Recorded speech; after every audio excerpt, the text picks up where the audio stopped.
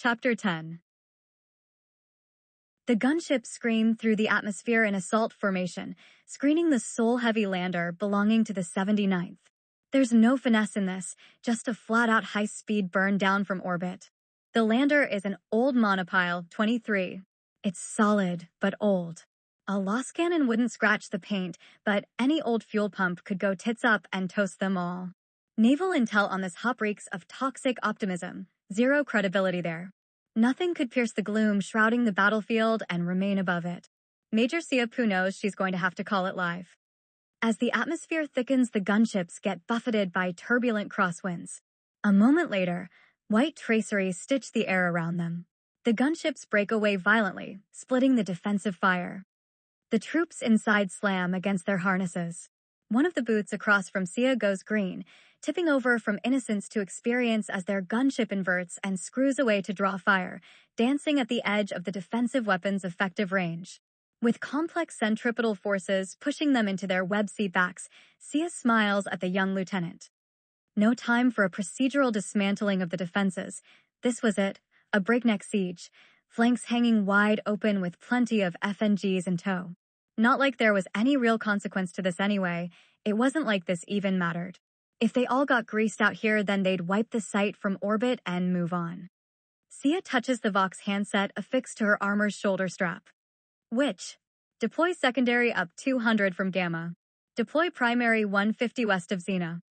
The Snake Eaters are divided into 2 teams of 5.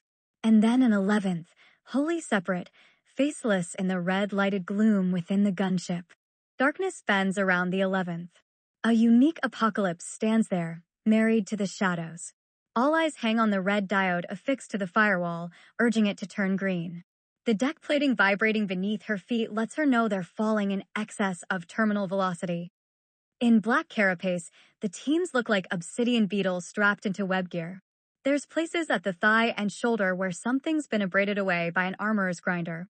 Despite the hard use, the armor is well articulated, though it weighs as much as Anna. Add to that their combat load, graph shoot, and their weapons, and the teams have to take hands and pull each other up. At this altitude, the rebreathers are necessary, and theirs don't work. So it's getting a little claustrophobic upstairs. The rear hatch opens, and they're so high up Anna can see the 79th demonstrating for the Xeno's defensive batteries a dozen kilometers below them. And they're going fast. So damned fast. Not for the first time, she is terrified that she will balk, that she won't go. Commissar be damned. Their 11th jumps without signal, and seeing this sets her heart to hammering. The gunship pitches violently, something explodes just outside the hull, and the pilot flips that throttle wide open, heading straight for the deck. The whole gunship rattles around them, and the troops grab at anything bolted to the hull for support. As the high burn ends, the vibration shuddering through the hull terminates. And that's all the warning the Snake Eaters get before the gunship flattens out and the light flips over green. They bound for the door. The Snake Eater teams plummet through the blind dark. Rain hammers into them like cluster bombs, detonating with pregnant geysers of airborne filth, ash, mud. They don't fly, they fall, with no control, but their adrenal response fights like hell against this, hitting like a freighter. It's the most horrific, thrilling thing that any had ever experienced. They smash with a bone-jarring impact against the steep incline of the beached ship's tumblehome. Most stumble and roll down the sloped hull, but even with the knee-splitting impact, Anna keeps her feet under her and slides down, coolant sloshing over her boots. They all drop neatly into the rearmost of the Xeno's trench. All 10 of them made it in, each of them with pupils the size of olives. They drop their chutes from their backs urgently, one team covering another in turn, and then race off towards their objective. The drop troopers race down the trench until they arrive at a junction where the teams stack up, bristling with weapons. Mud slithers over their black carapace, making them part of the terrain. A colossal explosion splits the night. A fireball races up against the dark from a point 100 meters distant. Wraithbone shudders and crumples with a unique resonance, and the anti-air fire completely ceases. Unseen Xenos begin to jabber out alarms as Lucas Indigo activates his personal Vox. Primary mission accomplished. Bring them in major. We're moving on to secondary. Xenos forces begin displacing in response to the explosion, and they cross the junction occupied by the Snake Eaters. The ambush goes bang. When the team displaces, they'll trample over a dozen dead Xenos. What can only be multi-laser fire splits the night. The main attack has begun. The Snake Eaters run down a lateral trench towards their objective when a Demolisher shell impacts. Even in their heavy armor, the Snake Eaters dive towards the Lee. Debris, limbs, equipment, all shower down upon them for what feels far too long. When they raise their collective heads, the trench before them has collapsed inward. Only one of them swears, and they bound up the trench and into hell itself, compressed into a very small place. Gunfire everywhere. For chimeras and a demolisher hammer supporting fire for a platoon of troops punching into the primary trench line. One troop in 3 makes it, cut down by the horrific fire the Xenos defenses put out. Anna's team fires from the hip, on the bounce, real cool. From their position to the rear, they have a unique line of sight into the primary trench, and they pour a devastating fire into the Xenos' undefended rear. These attacks behind the Xenos line throw their defenses into absolute bedlam. And then a horrible ream of enemy small arms fire pours into the trench to sweep out the attacking guardsmen. Antony turns, pointing back across the trench they just escaped. They've got them defilated. And he turns back through the crossfire. He's unsupported, out in the open, bounding like an antelope towards the enemy. And then he's firing, lightning erupting in chains behind him, throwing his shadow in 100 directions. And caught in that blinding flash, he can't be hit. He fires that entire magazine in one solid belch, and 8 of the Xenos squad fall dead. He leaps the collapsed trench, letting his sling take his rifle so he can lob a frag into the survivors and clutch the spare. Anna is amazed by this feat, but dares not slacken her fire. They've got to get on objective, but if they withdraw from this position, Morlock's assault will be repulsed regardless. And though their armor is stout, they're out in the open no man's land, and they're taking casualties. Alcoa pauses to drop a magazine, and quick as a viper, a Xeno sees this and draws a bead, but the Xeno's head explodes before he can fire. The 3 gunships swoop in low, strafing with heavy bolters.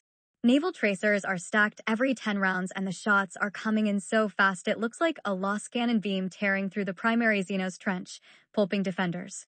And where the gunships bottom out, they hover. As if momentum isn't even anything, and an entire second platoon jump down on belaying ropes into the deep dank mud between the Snake Eaters and the ground assault. Major Sia Poo jumps first and hits hard, sinking deep into the mud.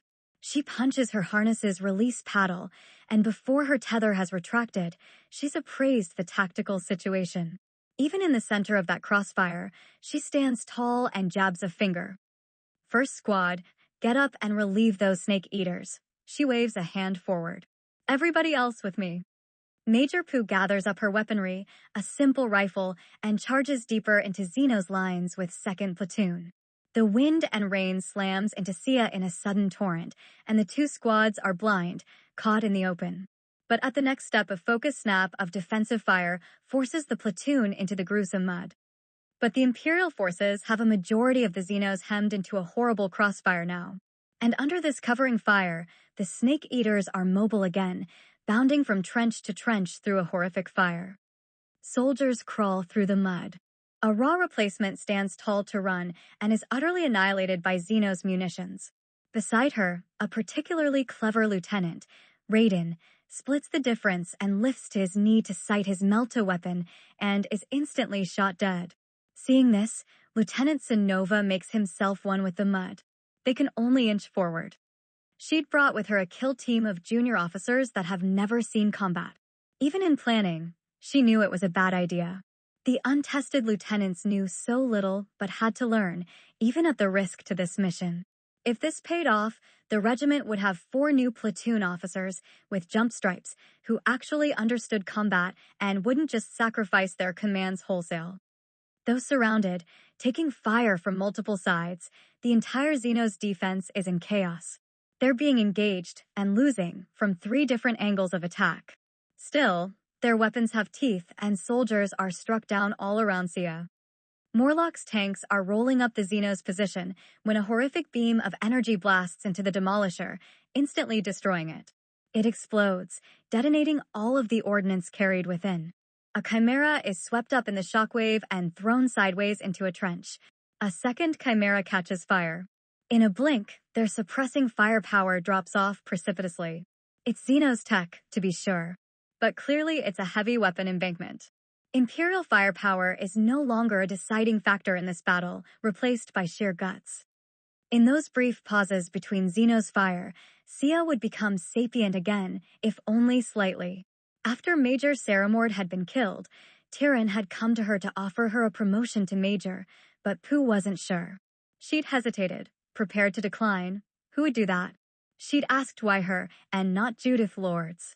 Even then, Lords was a more capable officer by every metric the regiment recorded. Tyrion's response was so sincere it couldn't have been prepared. Judith Lords is a fine officer. If you called her magic, you wouldn't be wrong. When a soldier is cornered or in doubt, no matter their training, they revert to their primal instincts. Judith Lords may very well be magic, but magic is a poor substitute for aggression. And in that arena, Major Sia Pooh has no equal. The Snake Eaters bound forward, plant, and provide covering fire for their sister team's advance. They make short work of their passage across no man's land, only losing another of their number. From his position up front, Indigo signals and the trailing team thunders in close. The pit emerging before them is choked in a deep haze, like a low-lying acid cloud that refracts and mutes the shimmering light within. Altogether, it looks like a thunderstorm reduced to a singularity the size of the pit. With his hand up, Alcoa counts down from 5 and the remaining team all drop into the hole. And then from the horrible gloom, an entire squad of Xenos emerge. They're a motley band, robed or armored, some even in cloaks, but most prominent wear crests atop the helmets. The Xenos jabber incoherently. Both forces begin shooting in the same instant. Her armor deflects several shots, as do theirs.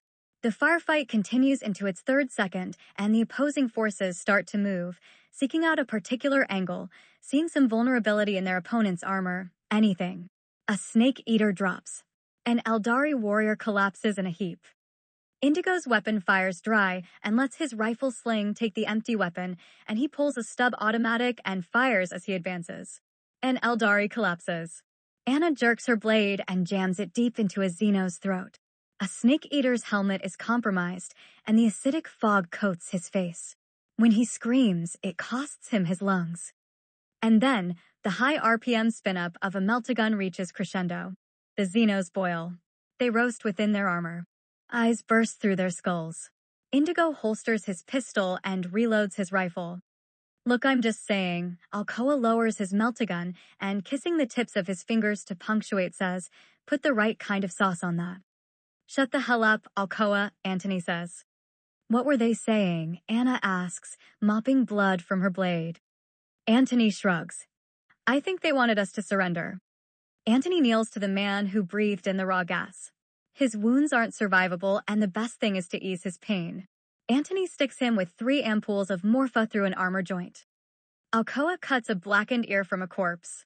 He pauses, considering a precious gem in the warrior's chest armor that shines through all the carbon scoring. He pries this out with his knife and dumps his loot into a pouch. The rest are left to rot and corrode.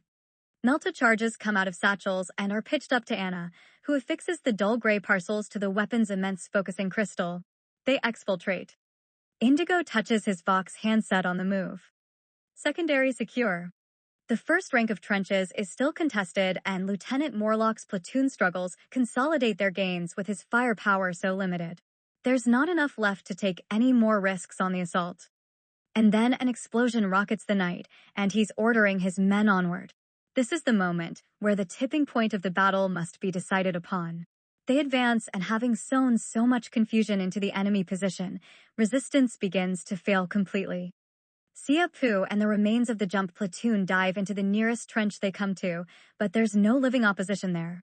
Judging by the skyward-facing arsenal, this would have already been cleared out by her Skull Taker, enabling their landing. The dead Xenos are all around them, neither shot with a lost rifle nor torn by shrapnel, instead blown apart by raw high explosives. All save one, his throat cut ear to ear. Limbs and offal are sprayed across every surface. The bodies have been brutalized by violence, and this weighs upon her more than it should. They weren't just the enemy, they were Xenos. Sia has been at war for a decade, her entire adult life. And after the Spool River, she's nearly immune to the shock of such things. But there's something debauched in this, some premeditated depravity summoned up from the imagination of someone truly repulsive. Studying this with a feeling dangerously close to pity, Sia nearly misses it as her troops begin sweeping this next trench. The bunker door is covered in mud and the material is porous, like a faulty reaction in reagents became overheated and precipitated out some gas. But it's a door. Lacking the manpower, Sia readies her rifle and kicks the door in. The brittle wraithbone splinters under her boot, and she plays her weapon light about the bunker, knowing with absolute certainty she isn't alone within. She expects to be shot, but isn't, and she illuminates the first of the 5 Xenos hiding within, each holding the next, wreathed in raw fear. Exquisitely delicate features shine in the darkness. Absolutely enormous eyes drink her in with extraordinary sensitivity. She slackens the grip on her trigger. They're children, filthy Xenos, but children. Here, alone and unprotected. Against what? Her? She shuts this all out. But how could they be left alone? She exits the bunker in a daze, reeling, her command objectivity wholly misaligned. She quickly grabs 2 troopers and shouts over the concussive din of the continuing fight. You and you. Secure this junction. Nobody in or out. Anybody tries to get through here, shoot them in the goddamned face. Savvy? She looks at their name flashes and commits them to memory before growling out her next order. If you aren't here when I get back, or if the contents are disturbed, I can guarantee you a ride with the Blues Royal you won't walk away from. She stalks off through the muddy base of the trench. Ultimately, this is her burden, one she cannot share with her troops. Platoon, she screams to organize the efforts of her platoon. Spread out and find these bunkers. Do not enter. Frags and Black Foss only. Pair off. Get it done. When I breach, I don't want to see anything but ash. Each of the dozen bunkers is grenaded, and a gout of black flame shoots out into the night. Sometimes nothing more happens. Sometimes, wounded Xenos run out of their dugouts, jabbering fatalistic nonsense with sabers or knives held out. They are violently gunned down. Sometimes, horrific wretches slump out and collapse in the base of the trench where the troopers shrug and let the Xenos expire at length. Fantasy evaporates from the men around her as the battle is cleaned up. The veterans make no attempt to impress the new recruits. This is the only way it could end. Mass violence leveraged against weakness. The last remaining Xenos warriors come out of their holes willfully, arms up, backs bent. If they expect terms, they receive none. They are shot at point blank on sight. The Xenos die, heathen prayers on their lips. Chapter 11. Alcoa counts down from... A dismal sunlight slashes the horizon's edge like spilled urine. Some short days prior, the shape of the land held form in their collective memories, a rolling scrubland broken up by a varying frequency of boulders or twisted trees. The grasses fall into piles of ash where the squad passes. Some trees have survived, with their leaves and smaller branches all burned up. The firestorm had passed through here, immolating everything in its wake. In every direction, life has been carbonized. On Xandu, this would have been prime ranchland.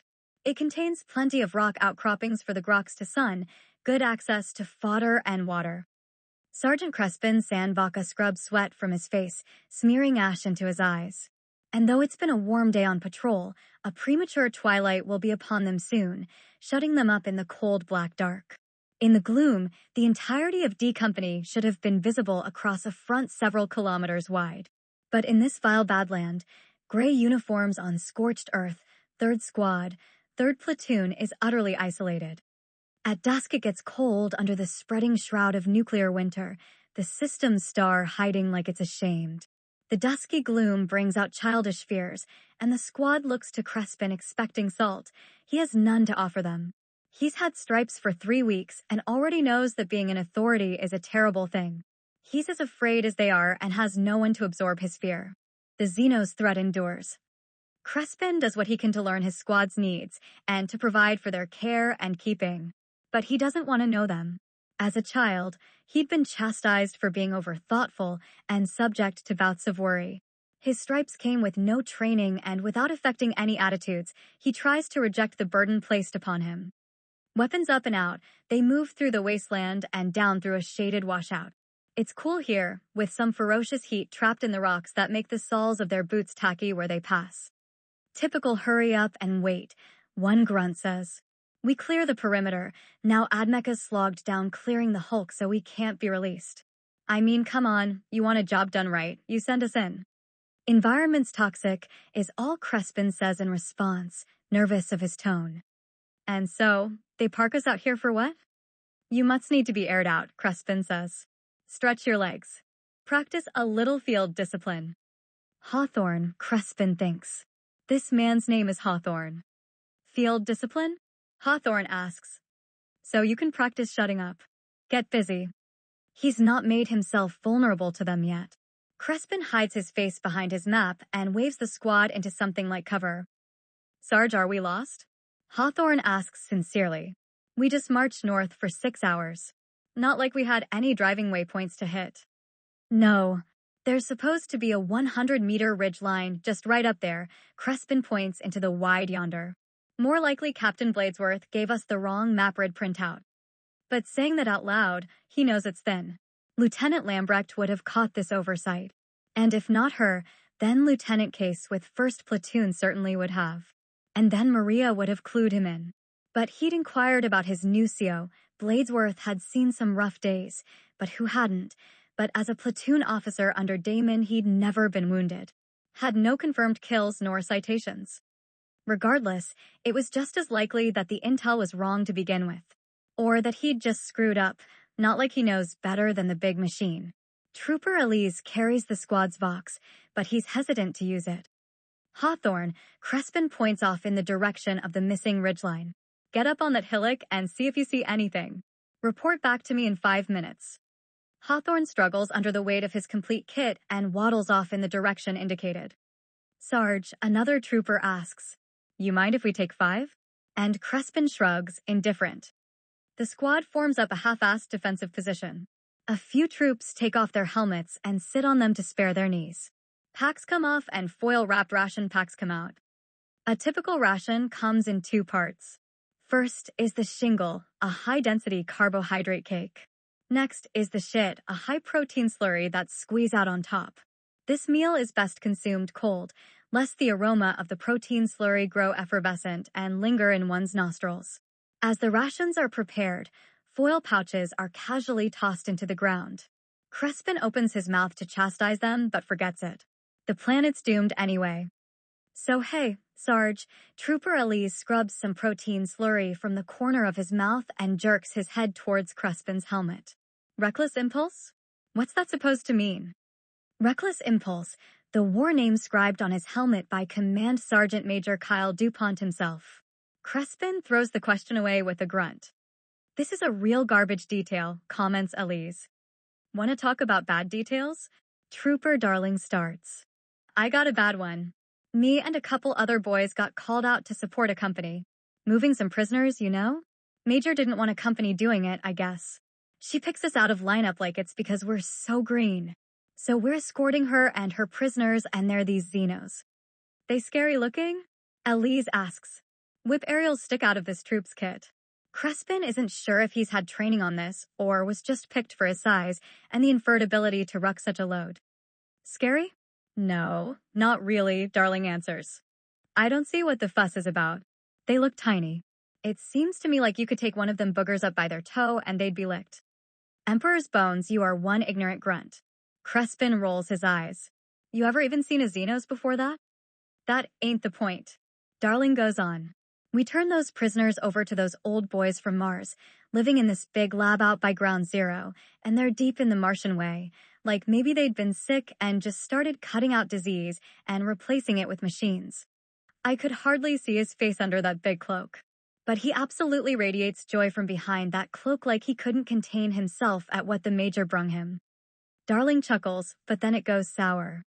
Just this feeling you got off him. Something like my old gran used to say, his aura has been circumcised, like he's too far removed from the human condition, like his soul is all cut away. Don't listen to him, Elise, Crespin snaps. There's no such thing as a soul. Darling, shut the hell up and quit telling stories. You grunts spread rumors like a damn social disease. Crespin hopes this admonition would settle everybody out, but it's just doubled up on how nervous Darling's made everybody. But before silencing, Darling says one more thing before lowering his eyes to help shut out the gloomy dark. He gave the Major a gift. Crespin stands at this statement, brushes off his jumpsuit, and looks towards the distant hillock. Hey, Crespin says. Anybody see Hawthorne yet? None of them make eye contact. All right, Crespin rolls his eyes. Let's go find our lost little lamb. They regain their feet with only some slight complaining and set out after Hawthorne. It doesn't take long for their shambling squad to reach the hillock. But there's no Hawthorne. The squad stands around shrugging at this in some gesture to relieve themselves of the responsibility, laying it all on Crespin. Sarge, a trooper says and points down into the deep dark vale on the far side of the hillock. Crespin moves close to the soldier and strains his eyes to stare down. From this distance, it's only barely visible, but a boulevard courses through the shadowy vale below.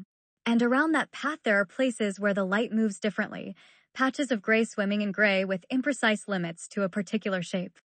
Give me the Vox, he says instantly, and it's pressed into his hand only a moment later. Mother, this is triactual. Ears on. Waiting for a reply, he fumbles with his suspect map and dead reckons their bearing. Receiving comes Lambrecht's voice over the Vox. He groans, then depresses the transmit key. Mother, we found something that's not supposed to be here. I think it's some kind of Xenosville. I'm at grid reference Alpha Baker 249er. Appears that I'm at its easternmost position. A dead static breezes over the line before she speaks again. Occupy an overwatch position. I'm sending in 1st and 2nd squad. I'll be with them. Just stand by. Crespin hands back the Vox horn. In something approaching good order, the squad descends the hill and occupies an overwatch position amongst a cluster of boulders that have rolled here in the centuries prior.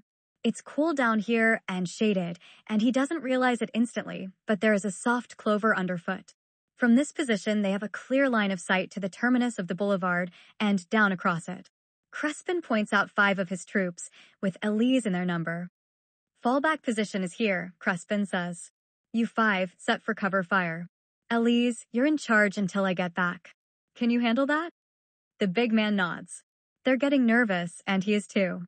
With a bit of luck, they'll be scared enough to be alert, but he can't tell if they were cool-headed enough to be relied upon. He swallows his own fear, and they set off. The path itself is a white cobblestone with a rough aggregate set between the stones. The balance of the squad shapes itself into a kind of police line down the sudden boulevard in search of Hawthorne. It's tranquil and dim, the whole area shaded by well-manicured trees. Darling knows enough not to walk directly on the path, but he cups his mouth as if to cry out for Hawthorne, but Crespin stops him with a horrific glare. Darling takes another 2 steps and then changes his path to pass over a discarded bauble nestled into the clover. He might have picked it up, he might have passed over it, he might have made a dozen other choices in that instant, but he doesn't make any of those choices. Darling kicks the bauble. Darling explodes, and in the same instant a heavy weapons platform opens fire. But Crespin is frozen by Darling's dismemberment. Legs are torn away. Flesh avulses and guts spill out of a shredded uniform. Firepower is raking through his fire team, and gobs of Darling are raining down upon them. Crespin finds himself down into cover, nothing more than a slight depression.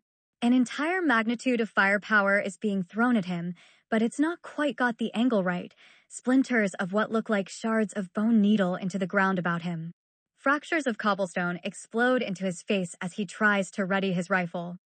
The storm of firepower continues. It neither ceases nor hits him. From one moment to the next he will be killed, but it just doesn't happen.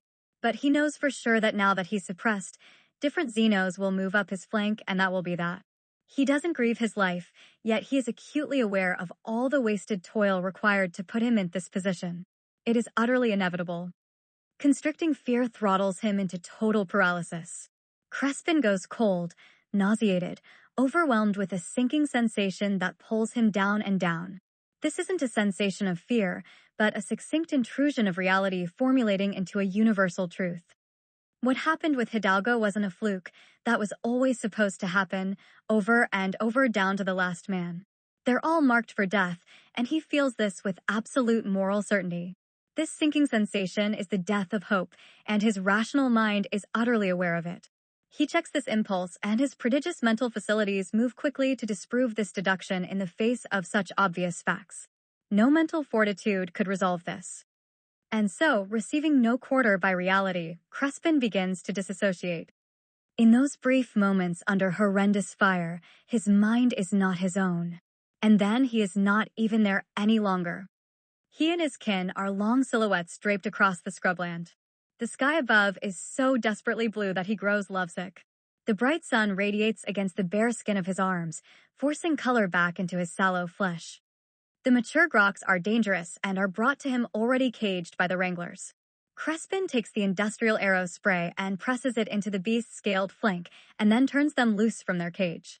Already, they're stupefied, and he takes a binder cable and loops one end around the grox's neck and the other end to the leading grox's back right ankle so that the numb procession of livestock marches uniformly up and into the waiting railcar.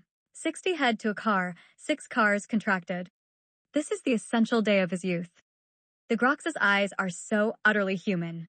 Surely, they must know. But he takes their fear away and their freedom. Unsedated, the groks will kill each other. They will tear through the equipment in a frenzy and begin to gore the agent's men.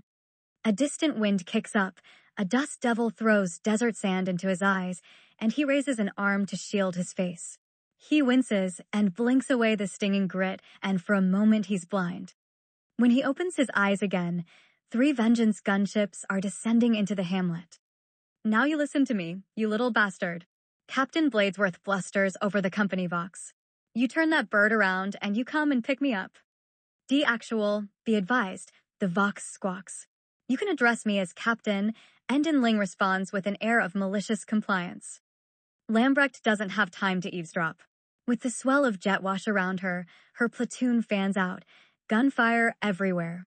With their payload delivered, the gunships elevate and begin to seek out targets of opportunity. Raking bolter fire scours the town. Whatever targeting optics the Navy has access to appears to penetrate the veil's gloom. She can see the glowing embers of tracer fire slam into Xeno's militia behind the veil of twilight. Lieutenant Laura Lambrecht leads her command squad into a patch of cover behind a stone garden wall and barks orders to position first squad to her left and second squad to her right. Suddenly the horizon is aflame as the gunships drop their heavy underwing ordnance astride the boulevard, 500 kilo of superfine up-yours. A fiery backblast cannons down the valley and back at the platoon, spraying their faces with debris while the fireball backlights the town square no farther than 100 meters off. Through the now smoldering gloom, Lambrecht can see the gossamer outlines of Xeno's militia shifting position. While this is well within the effective range of their weapons, her troops are firing in a panic. From what she can see, the farthest border of the garden edges right up against the village square, and beyond that lays the village square itself, where the familiar signs of civilian life overlap with military necessity. The centerpiece of the town square is a tall, cylindrical building. Lambrecht considers this as the firestorm gutters and collapses. If you were the honcho holding this burg, her platoon sergeant asks, you'd put your big gun up in that silo, wouldn't you? That's not a silo, she responds, unsure. Silos don't go in town squares. Maybe a temple? Already, the gunships have departed. D Company had gone out on maneuvers in a 1-3-2 formation, meaning that her platoon, 3rd Platoon, was flanked on either side and the town could be enveloped if 3rd was supported. Lambrecht ducks behind the wall and gestures to her Vox man. As the young soldier approaches, an aura of Vox garble comes with him. She takes the Vox horn from the cradle. 3rd Platoon is engaged at the eastern ingress of a hostile village. Case, get your platoon and try and envelop from the south. Kaliish, envelop from the north.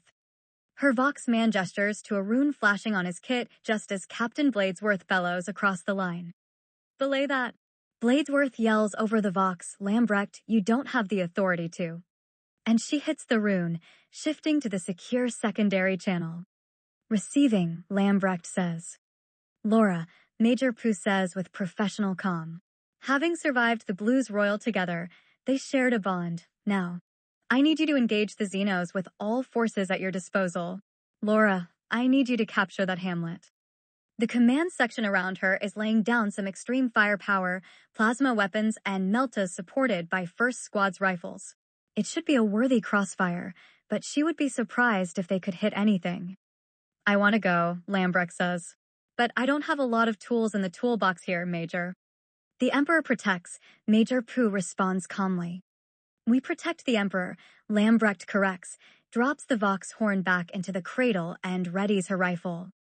As this conversation was taking place, the Voxman's posture had relaxed, and he is suddenly standing unlikely erect. The Vox squawks one more burst from the company commander. Lambrecht, you stand down and hold position. The Vox man is shot in the side of the head. At first there is no blood. When his body comes to a rest, a geyser of blood erupts out of the soldier's temple and sprays the command squad. Move up. With a series of hand gestures, Lambrecht directs First Squad left along the outside of the garden wall and sends Second Squad to the right. First Squad does an excellent job of moving as close as possible to the garden wall, clinging to cover. Second Squad moves directly through the open to the wall opposite, where they should have taken the longer route and hugged the perimeter wall. Lambrecht swears and scrambles over the stone garden wall with her own squad in tow to move in position to the left of Second Squad, vulnerable to every round snaking its way towards them. Once set, First and Second Squad should be able to provide a modest base of fire on the temple and from cover. But as the gloom clears, Lambrecht notices smaller buildings flanking the village square. As her command squad sets in position, a squad of Xenos militia emerge from the corner of each of these outbuildings. While her two squads have overlapping fields of fire on the silo, the geometry of these Xenos squads is such that her platoon can't focus their fire on the Xenos, while the Xenos can. Suddenly, the angle of their assault is perfectly covered. A trap. How very clever. It takes only a moment. Second Squad dies first in a hail of silent puffs, then a half-second passes for aim to be adjusted, and then First Squad is cut down. And then her own command section is hit. Blood and gore sprays everywhere. And then they're all dead or wounded, except her. She stands, presenting herself fully, and takes aim. The silo explodes. The entire Wraithbone construct twists and contorts and collapses with a great heave. And then an electric opalized beam shoots up from the wreckage into the atmosphere. Two teams of Snake Eaters move in flank and cover formation through an orchard that had been aflame only some moments before. Whatever defenses had been in place here are utterly gone. They move through the charcoal forest in utter silence. The orchard is just full of crispy critters, some still writhing. Jellied promethium flames pulse in depressions as the teams rotate. They stalk through the broiled and ruined Xenos debris littering the floor of the orchard. Each is shot through the head with a silenced weapon, an expression of efficiency, not mercy. The Snake Eaters are rendered anonymous in their armor and full coverage helmets. Their 11th is out there, hunting. There is a natural order to things. The weak die and the strong survive. They're already keyed into it, electrified, cutting as close as possible to the primordial juice. They're a plague. Theirs is not a mission of mutual support. Theirs is a mission of maximum casualty. The diversion has been costly. Major Pooh had a lot of hopes that Lambrecht could have pulled it off. But a line platoon of conscripts only has so much capability. Hardened Xenos positions can't be enfilade with anything close to the same paradigm as a human position. As opposed to static defense, the Xenos bait in the attacker with treachery. In lieu of suppression fire, they substitute subtle manipulations. The Snake Eaters can expect the unexpected and meet it with treachery in kind. Vox static garbles, stand by for cover and extraction. The infiltrated ordnance explodes. And then something utterly unexpected happens. Even at their distance and through their helmets, the reek of ozone is immediate and pervasive. And then a spike of raw, opalescent energy shoots skyward. The eruption of warp energy doesn't spike their hearts. It soothes them, alleviating all of their stress about when will it happen because it's right now. And there is nothing more soothing than when that one locks in. It hasn't even been a whole second since the tower went up in flames. And all about them, globs of multidimensional tumors tear apart reality, and that sweet ozone smell is met with the rancid stink of rendered fat. And from these evulsions in space-time, a dozen Xenos warriors step forth from the immaterium. The firefight commences at point-blank range. The The Snake Eater's weapons are focused and overcharged, but it's like they're throwing fistfuls of pebbles. The Snake Eaters are cut down one after the other under the fire of their opponent's spinnerets. And then an explosion deconstructs the firefight and most of the Xenos. Only 3 of the Xenos survive when the blast wave clears. They are torn from their armor, dismembered. The last 2 Snake Eaters are tossed away by the blast, thrown clear from the firefight by the blast. The black body glove blends perfectly with the carbonized trunk of the tree. Perched on a limb like a spent matchstick, the Skull Taker's skeletal face grins in a moment of absolute rapture, 9 kills in a single moment. That he is shot dead a moment later is meaningless to him. The last of the Snake Eaters open fire. One, her helmet blown off and away, her blonde hair up in trusses. But this time the paradigm is different. Coriolis sparks wreath the Xenos' compromised equipment. 2 of the Xenos are shot dead. The last steps back into a suddenly emerging rent in space-time, blinking away into nothingness, but the edges are more caustic somehow, more ragged. The 2 surviving Snake Eaters stand, back to back against the Predators. A blaze of purple light flashes, too close for the Snake Eaters to train their rifles, and the blonde lunges, a razor-sharp crambit all ready to hand. She plunges the knife from a place of instinct, slicing through cabling and armor and straight for the liver. Emperor alone knows what manner of organs the thing really has. The pair interlock and tumble backwards through the raw bubbling iris and into the immaterium. And they're gone. The last Snake Eater ignores the babble of Vox traffic spilling through his headset, every sense focused down to the moment where the kill can be found. He is electric, everything shuttered up in him except that one driving instinct to kill. The iris blinks, spilling chaotic energy across the material plane. Silhouettes resolve into reality. Armor smoking, Judith Lord stands above the corpse of the last Xenos. She pulls the knife out of the thing's filthy corpse. The reality implicit in language is subordinated to the declaration by the Imperium of Man that the world is pacified. The Muggos is left, caretaker of an enormous prize. The fleet disappears back into the warp. Chapter 12. In time, stolen between duty stations and sleep, they will entwine and then share a cigarette in a queer ritual to mark the passage of time. An unresolved tension lingers around the edges of Crespin's eyes. And in the half-cast of red from their cigarette Maria can see it well enough to study it and worry it. You brought most of your squad back, Crespin. She says, hopeful.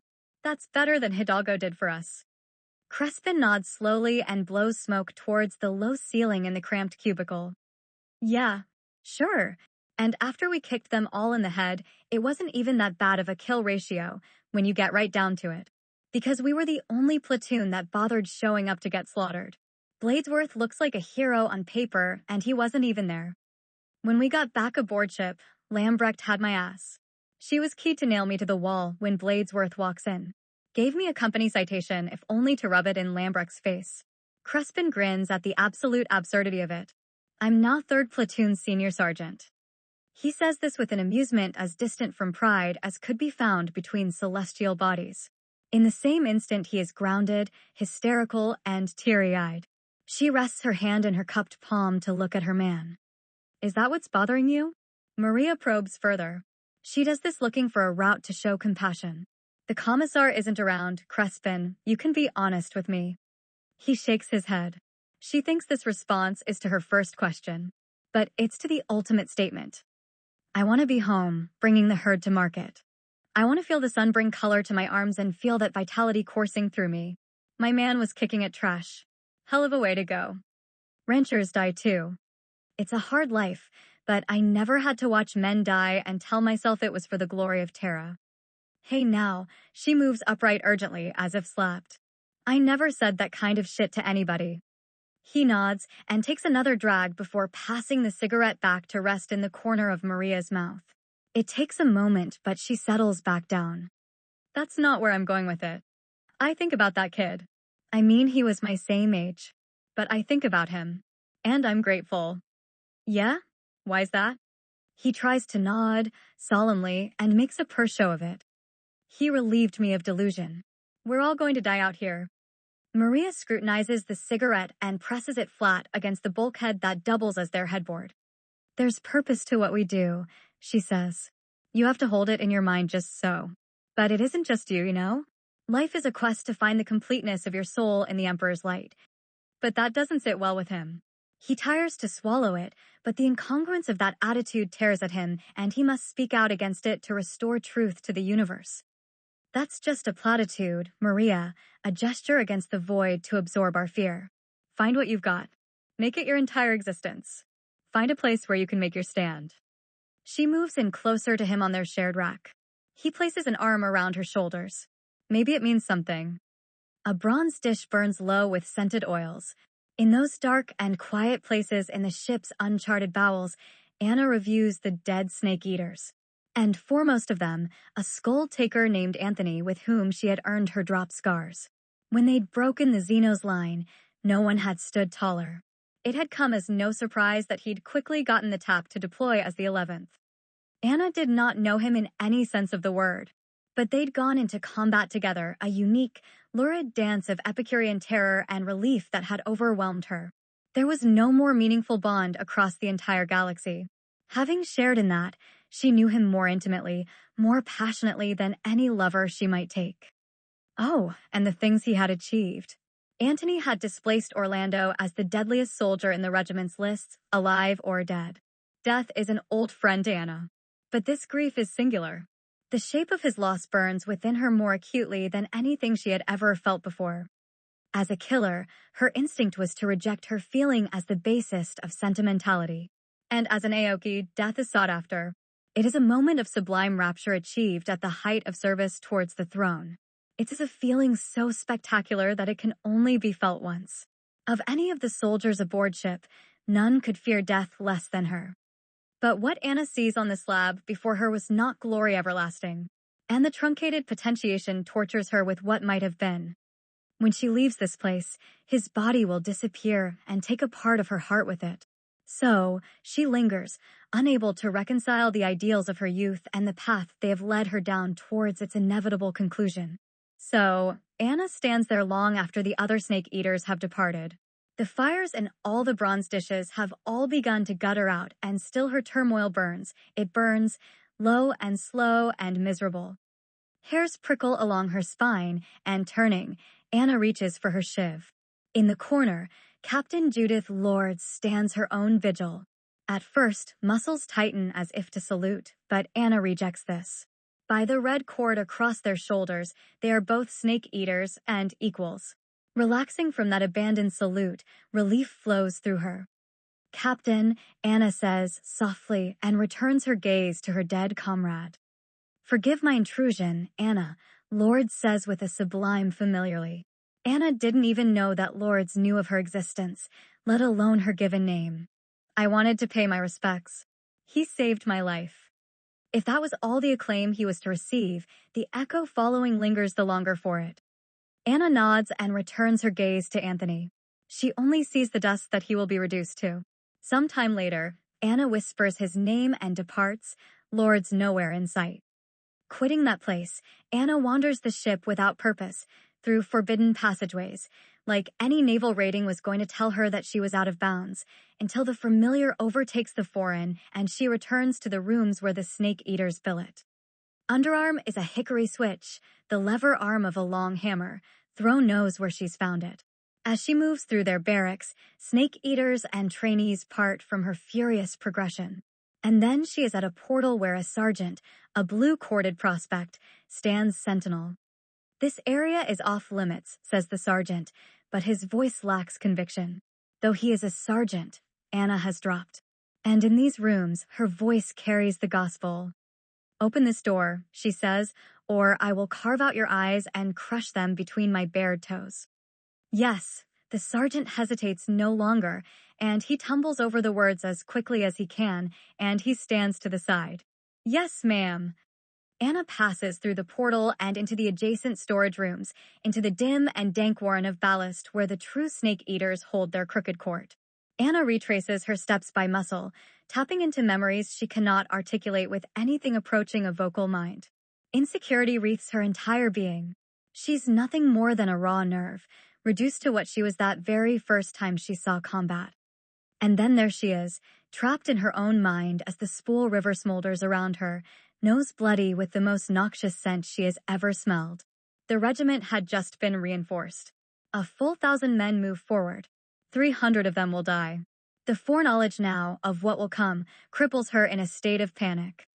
There couldn't have been more than 20 Astartes between the regiment and their transports. Astartes.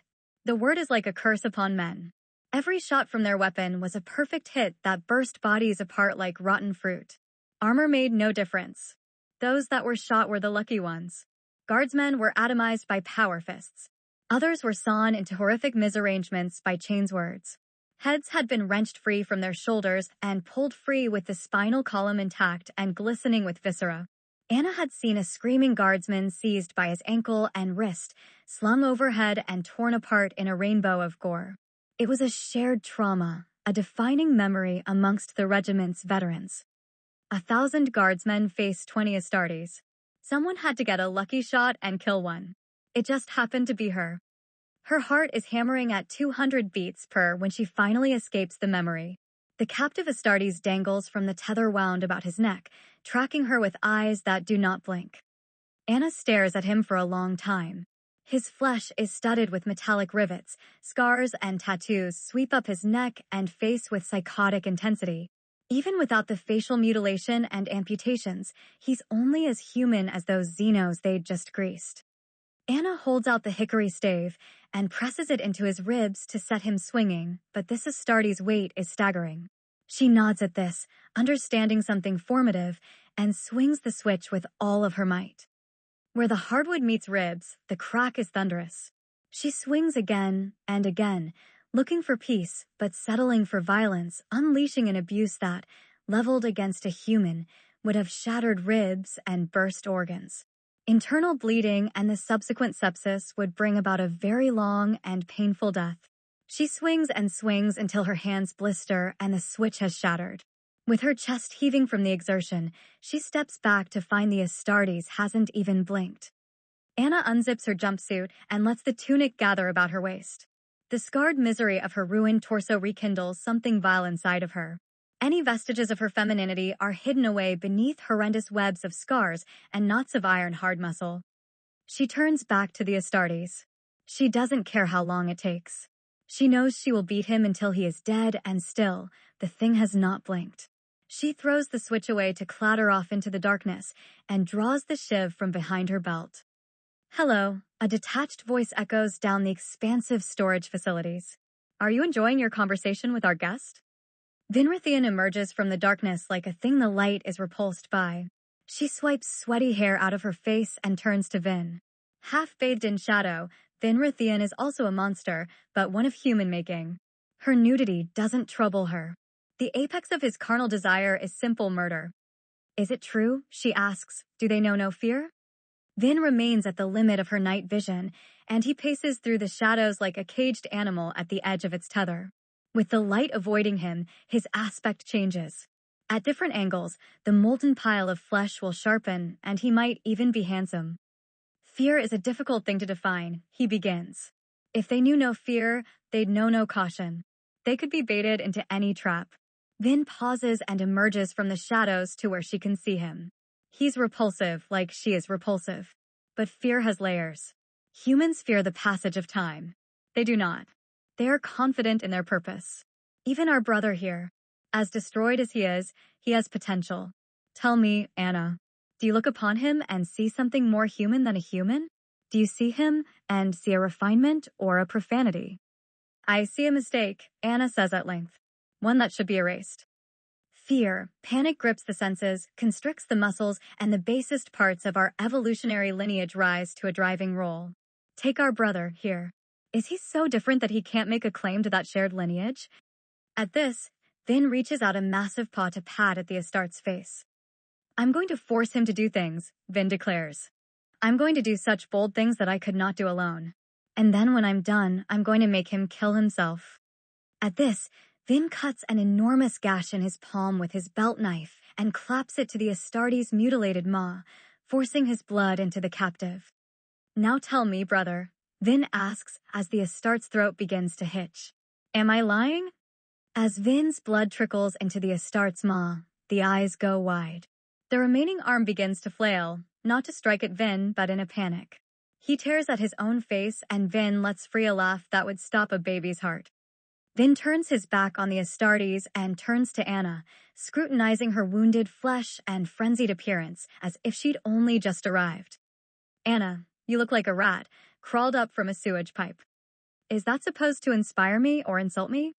To be honest, I never think of your opinion. And neither should you. You are a weapon. I wouldn't consult my rifle before shooting an enemy. But she must chuckle at this. We were trained to pray to our weapon, to appease the machine spirit. That's asinine, Vin says, and you know it. You're talking about puerile superstition. Sure, Anna shrugs, but what if it works? Anna, there is only one God and one commandment. We are to kill in the name of the Emperor. Open your eyes, Anna. To live as a human lives is to suffer. There are two solutions to this existential conundrum. To die is to end suffering. Or you can embrace what you are and kill in the name of your God until humans no longer suffer. We will remake the galaxy into a garden. Suffering ends at death. Be it your own or your oppressor. Be courageous enough to kill in the name of our God. There's a third option, though, isn't there, Vin? Change what it means to be human, and the human condition is invalidated. Vin laughs, and it is an even more horrid laugh than what came before. It is the most frightening thing she has experienced in a long time. Transcend humanity? Anna, don't give in to fantasy. The Astartes don't take women.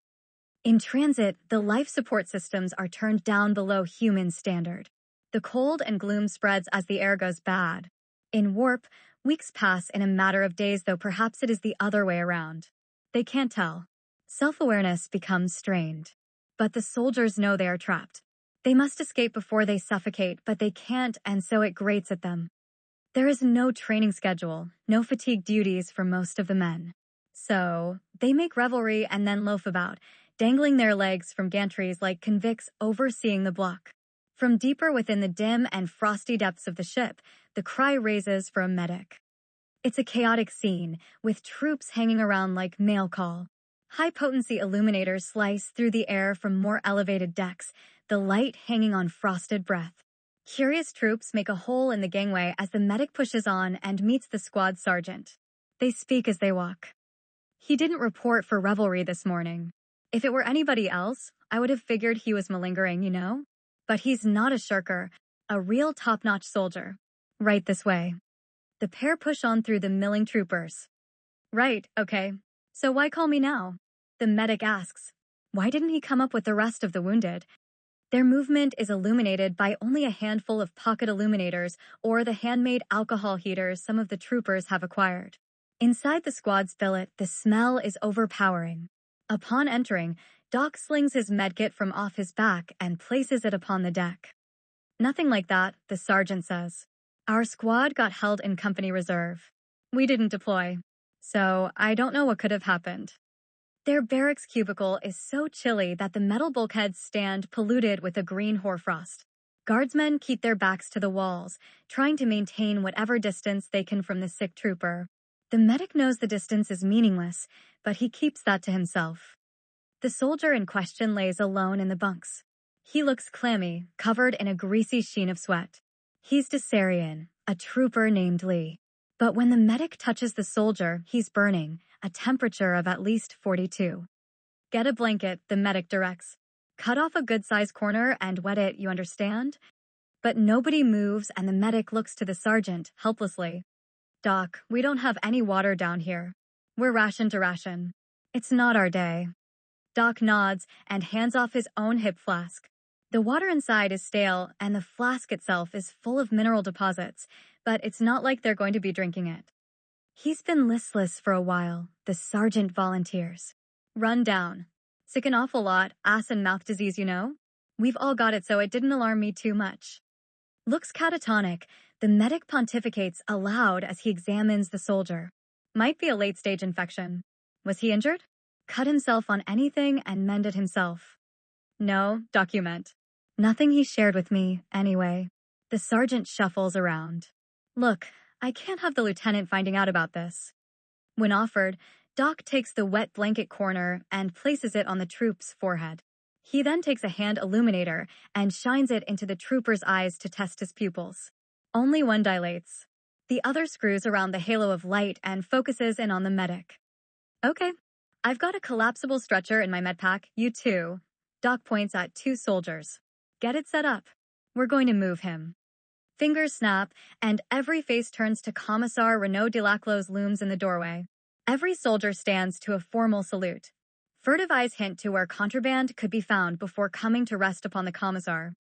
What's going on in here, Doc? The Commissar asks and strides forward.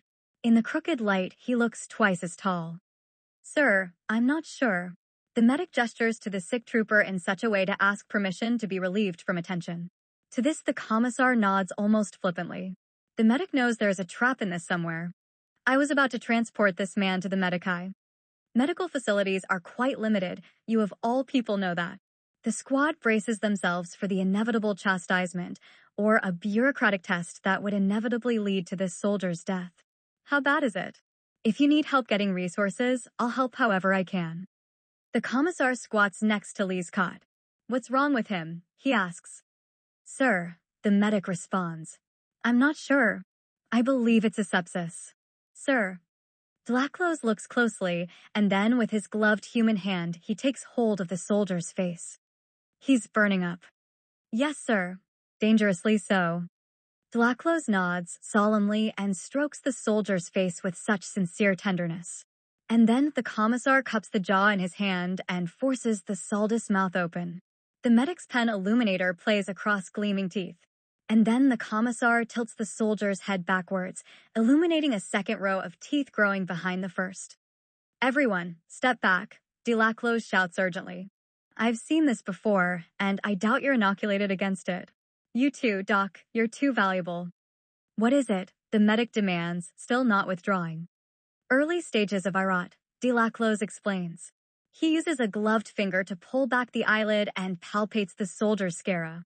The eye will soon blister over and start to as a highly contagious puss.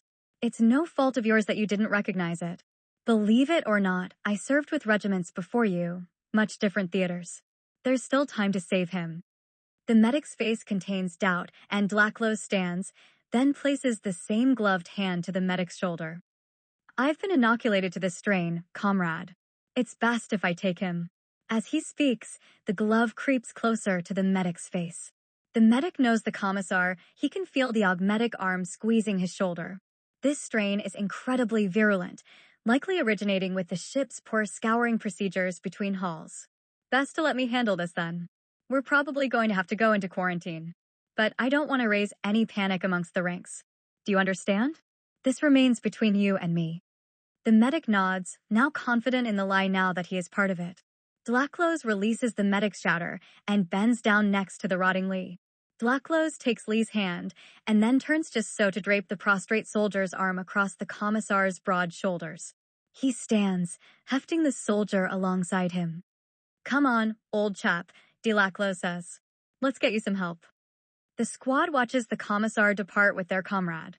Stifled breaths relax. A few men, hard men, veterans, begin to hyperventilate at the proximity they pass to death itself. Lee is never seen again.